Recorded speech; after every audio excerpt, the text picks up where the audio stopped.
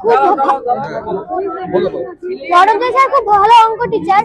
একেই তো আমাদের স্কুলের শিক্ষকের একটু অভাব আছে, মাঝে মাঝে একটা ক্লাস করে একটু ফাঁকা যায়, সেই জন্যই বলছি রঞ্জন স্যারকে যেন অন্য স্কুলে না বাতিল করা হয়।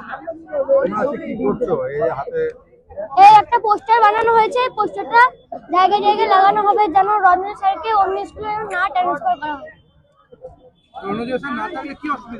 অঙ্ক একটু বুঝতে অসুবিধা হবে, অঙ্ক একদমই বুঝতে পারবো না, কারণ একই স্কুলে টিচারের সংখ্যা খুবই কম।